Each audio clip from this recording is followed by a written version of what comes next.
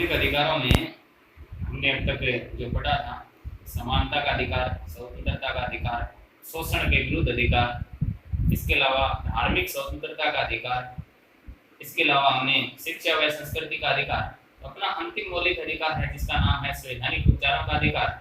लेकिन अनुच्छेद 29 इसके बाद हमने नहीं पढ़ा, तो अनुच्छेद 31 बीच में आता है और एक अधिकार था मूल संविधान में जिसे कहा गया था संपत्ति का अधिकार। इनको थोड़ा सा जानना है आप अपने आप को। संपत्ति का अधिकार और ये अनुच्छेद 31 में था, अनुच्छेद 31 में था। वर्तमान में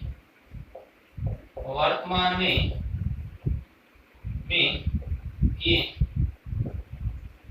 विधिक अधिकार है, ये आपको ध्यान रखना है। मूल संविधान में मौलिक अधिकार था संपत्ति का अधिकार, अनुच्छेद 31 में था। लेकिन 44वां संविधान संशोधन, 44वां संविधान संशोधन हुआ और ये हुआ 1978 में हुआ और अब संपत्ति के अधिकार को विधिक अधिकार बना दिया है, विधिक अधिकार। और ये अनुच्छेद 300 में है और भाग 12 में है, ये ध्यान रखना है। देखो अनुच्छेद 31 है और 31 में मूल संविधान में आपको ये ध्यान रखना है, मूल संविधान में एक अधिकार था जिसका नाम था संपत्ति का अधिकार। अनुच्छेद 31 में था, वर्तमान में ये नहीं है, वर्तमान में इसे हटा दिया गया है और हटाया नहीं गया, पूर्ण रूप से समाप्त नहीं किया गया है, जबकि संपत्ति के अधिकार को परिवर्तित कर दिया गया है और किस प्रकार के अधिकार में, विधिक अधिकार में इसे बदल दिया गया है, विधिक अधिकार में बदल दिया गया है। कौन से अनुच्छेद में है? 300 में। 300 कहाँ है? तो भाग 12 में है, ये आपको ध्यान रखना है। किस संविधान संशोधन द्वारा परिवर्तित किया गया? 44वां संविधान संशोधन 1978 में मोरारजी देसाई के समय ये संविधान संशोधन हुआ था। तो आपको ध्यान रखना है संपत्ति का अधिकार वर्तमान में मौलिक अधिकार नहीं है और इसे विधिक अधिकार बना दिया गया था 44वें संविधान संशोधन द्वारा, ये अनुच्छेद 31 में था। इसके अलावा अनुच्छेद 31 के कुछ भाग भी आते हैं, 31A, 31B, 31C, उनके बारे में थोड़ी थोड़ी जानकारी वहां से क्वेश्चन उठते हैं। अनुच्छेद 31A, अनुच्छेद 31B, ये दोनों प्रथम संविधान संशोधन द्वारा 1951-52 में जोड़े गए थे। 31A में लिखा हुआ है कि राज्य सार्वजनिक हित में लोगों की संपत्ति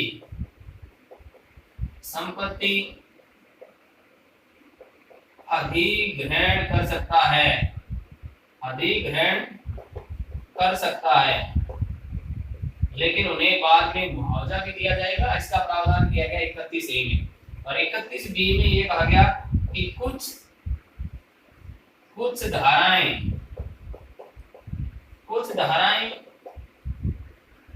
संविधान के साथ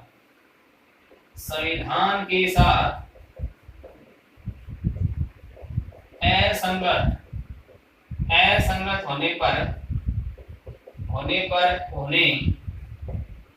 उन्हें न्यायालय में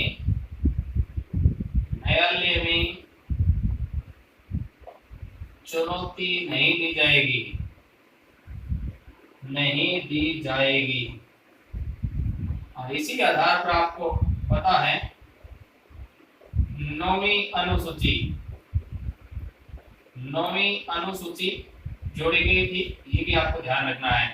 तो अनुच्छेद 31A और 31B ये पहले संविधान संशोधन या प्रथम संविधान संशोधन 1951 द्वारा जोड़े गए थे कि राज्य सार्वजनिक हित में लोगों की संपत्ति अधिग्रहण कर सकता है।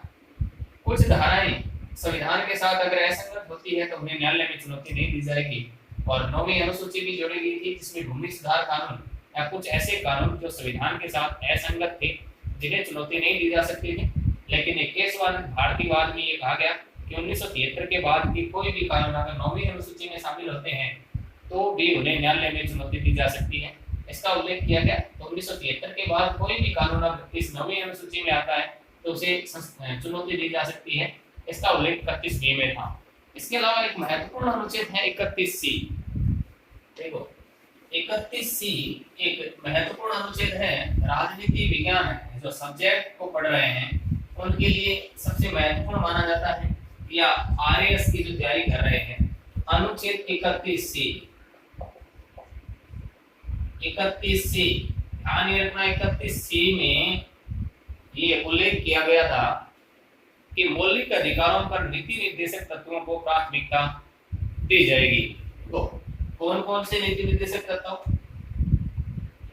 39 बी, 39 सी, 39 बी व 39 सी को अनुच्छेद 14 है, अनुच्छेद 19 पर प्राथमिकता होगी। तो मौलिक अधिकारों की तुलना में नीति निर्देशक तत्व शक्तिशाली होगी। इसका उल्लेख अनुच्छेद 31 सी में कब जोड़ा गया? तो ध्यान रखना है 25वां संविधान संशोधन हुआ था। 25वां संविधान संशोधन हुआ और कब हुआ? 1971 में ये जोड़ा गया था। 25वें संविधान संशोधन 1971 में कि अनुच्छेद 39 बी या नीति निर्देशक तत्व 39 बी और 39 सी को 39 बी और 39 सी को अनुच्छेद 14 व अनुच्छेद 19 पर प्राथमिकता होगी। ऐसा 25वें संविधान संशोधन द्वारा 1971 में किया गया।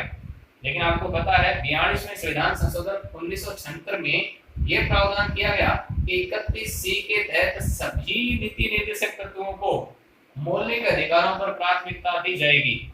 यानी सारे जो नीति निर्देशक तत्व है उनको मौलिक अधिकारों पर प्राथमिकता होगी। ऐसा 42वें संविधान संशोधन द्वारा 1976 में प्रावधान किया गया। लेकिन एक वाद आया, उसका नाम था मिनर्वा मिल्स बनाम भारत संघ, भारत संघ 1980। और इस वाद में यह कहा कि 42वें संविधान संशोधन में जो सभी नीति निर्देशक तत्वों को मौलिक अधिकारों पर प्राथमिकता दी गई है उसे खारिज कर दिया गया। तो 42वें संविधान संशोधन को खारिज कर दिया गया इस बात में, और ये कहा गया कि केवल 39 बी व सी को अनुच्छेद 14 व 19 पर प्राथमिकता होगी। इसका उल्लेख अब किसमें है? तो अनुच्छेद 31 सी में है। इससे संबंधित जो वाद जुड़ा हुआ है मिनर्वा मिल्स बनाम भारत संघ, जिसे नीति निर्देशक तत्वों को मौलिक अधिकारों पर प्राथमिकता दी गई है, ये आपको ध्यान रखना है। 39 बी क्या है और 39 सी क्या है? 39 बी राज्य द्वारा सभी भौतिक संसाधनों का वितरण इस प्रकार से किया जाएगा कि अधिकतम लोगों को अधिकतम लाभ हो सके। यानी सभी प्रकार के जितने भी जो भौतिक संसाधन हैं वो सभी लोगों को इस प्रकार से वितरित किए जाएंगे कि अधिकतम लोगों को अधिकतम लाभ हो सके। और 39 सी में लिखा हुआ है कि राज्य द्वारा आर्थिक संसाधनों का विकेंद्रीकरण किया जाएगा या आर्थिक संसाधनों का वितरण इस प्रकार से किया जाएगा कि संसाधन एक जगह केंद्रित न रह जाए, किसी एक व्यक्ति को शक्ति प्राप्त न हो आर्थिक रूप से। ऐसा 39 सी में उल्लेख किया गया है। ये दोनों अनुच्छेदों को 14 व 19 पर प्राथमिकता दी गई है। किस अनुच्छेद के तहत? 31 सी के तहत। ये आपको ध्यान रखना है। अपना अंतिम मौलिक अधिकार है संवैधानिक उपचारों का अधिकार। संवैधानिक उपचारों का अधिकार, देखो संवैधानिक उपचारों का अधिकार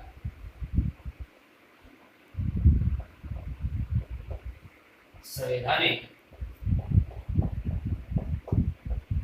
उपचारों का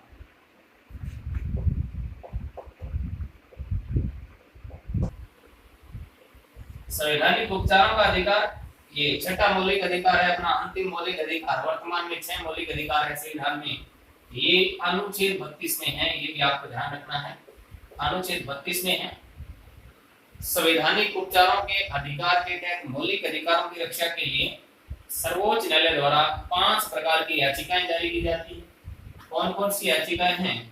तो पहली जो याचिका है बंदी प्रत्यक्षीकरण,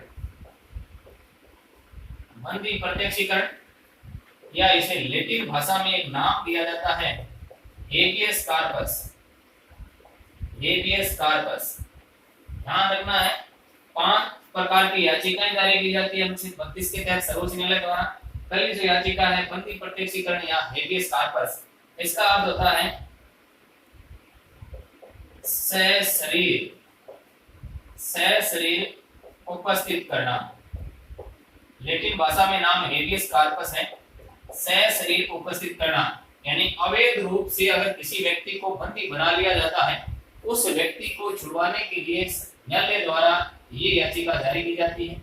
मान लो किसी व्यक्ति को अवैध रूप से गिरफ्तार कर लिया गया है और गिरफ्तार करने के बाद पुलिस ने उसकी कोई रिपोर्ट दर्ज नहीं की है, आपको पता नहीं है कि आपके उस साथी को या आपके उस सदस्य को, आपके परिवार के सदस्य को पुलिस कहाँ लेकर के गई है, आप उसका पता लगाने के लिए न्यायालय में जाते हो। न्यायालय द्वारा ये याचिका जारी की जाती है कि उस व्यक्ति को न्यायालय के सामने सशरीर उपस्थित किया जाए।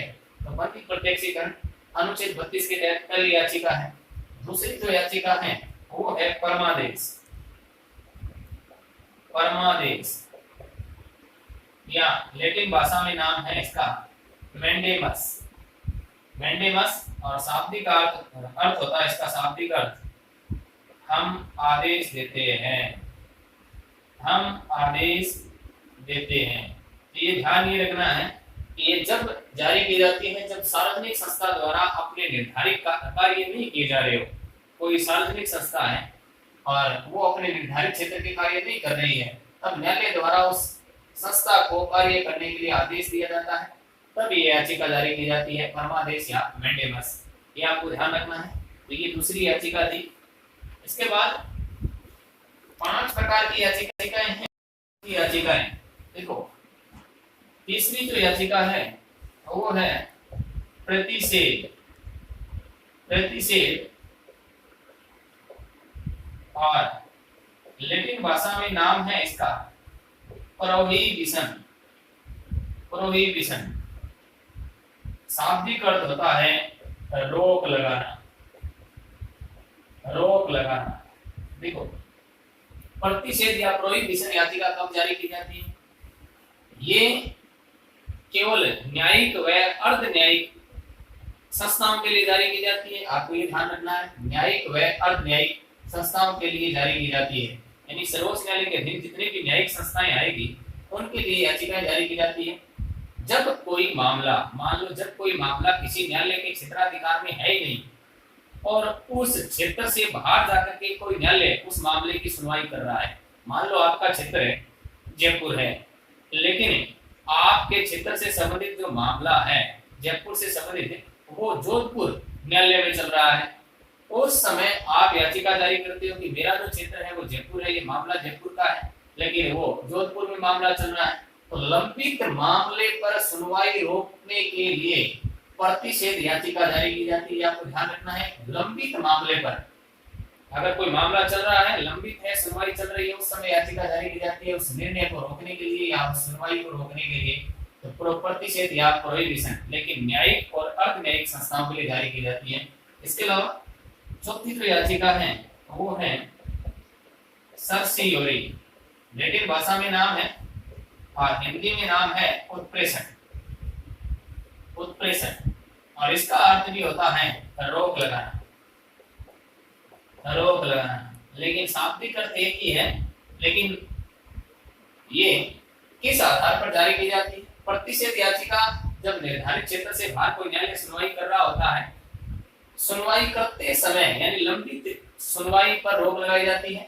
लेकिन इस याचिका में जब किसी न्यायालय द्वारा सुनवाई कर दी जाती है और निर्णय जब लागू किया जा रहा होता है, उस सुनवाई करने के बाद उस निर्णय पर रोक लगाने के लिए उत्प्रेषण या सर्सियोरी याचिका जारी की जाती है। ध्यान ये रखना, ये केवल लंबित मामलों के लिए है, लेकिन ये सुनवाई करने के बाद उस निर्णय को लागू करने से रोकने के लिए उत्प्रेषण या सर्सियोरी याचिका जारी की जाती है।